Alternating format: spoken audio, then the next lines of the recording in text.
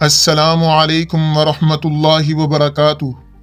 ناظرین، آخر روزوں کا مقصد کیا ہے؟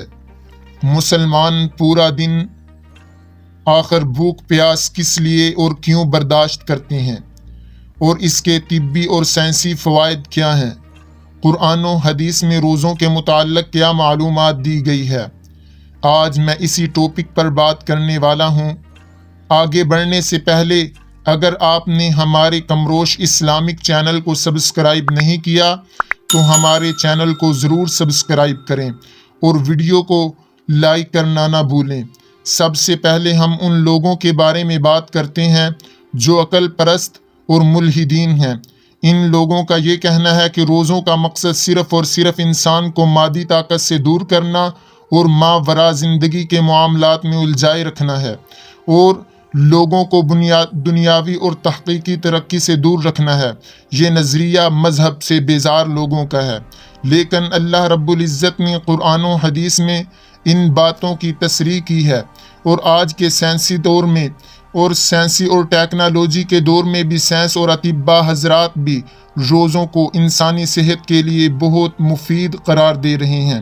قرآن پاک میں رب ذوالجلال نے اعلان فرمایا، یا ایھا الذین آمنوا کتب علیکم الصیام کما کتب علی الذین من قبلکم لعلکم تتقون۔ روزے صرف امت محمدیہ پر ہی فرض نہیں کیے گئے بلکہ یہ پہلی امتوں پر بھی فرض کیے گئے تھے۔ اس آیت کے آخر میں رب کائنات نے روزوں کے مقصد کو بیان فرمایا، لعلکم تتقون، تاکہ تم تقوی اختیار کرو اور پرہیزگاری اختیار کرو۔ جب انسان روزہ رکھتا ہے تو خود بخود ہی انسان گناہوں سے محفوظ ہو جاتا ہے۔ اسی لیے رسول اللہ صلی اللہ علیہ وسلم نے فرمایا تھا، الصوم جنۃ، روزہ ڈال ہے، ڈال لوہے کی ہو یا چمڑے کی، اس کا مقصد دشمن سے بچاؤ ہوتا ہے۔ اسی طرح روزہ ہمارے اصل دشمن شیطان سے بچاؤ کا ذریعہ ہے۔ اور دوسری حدیث میں یہ فرمایا گیا، من صام رمضان ایمانا و احتسابا غفر له ما تقدم من ذنبہ، جس شخص نے رمضان کے روزے رکھے ایمان کی حالت میں اور ثواب کی نیت سے رکھے، اس کے ماضی کے تمام گناہ اللہ رب العزت معاف کر دیتے ہیں۔ اور اللہ رب العزت نے روزے کا بدلہ اور اجر ان الفاظ میں بیان فرمایا، وَأَنَا أَجْزِي بِهِ، روزے کی جزا اور بدلہ میں ہی ہوں۔ یعنی اللہ رب العزت نے روزے کا بدلہ اپنے آپ کو ٹھہرا دیا۔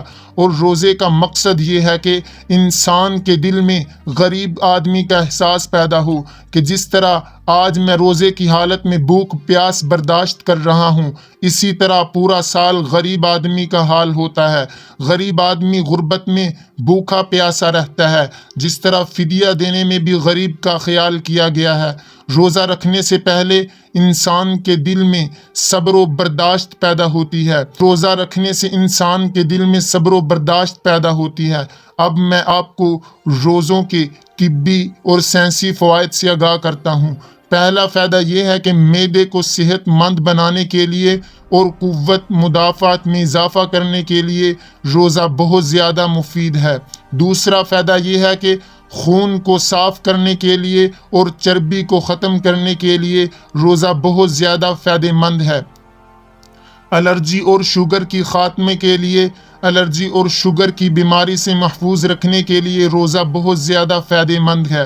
اور ہمیں اس بات پر یقین و ایمان ہونا چاہیے، مسلمان ہونے کے ناطے رسول اللہ صلی اللہ علیہ وسلم کی ہر بات میں جسمانی اور روحانی فوائد ہیں۔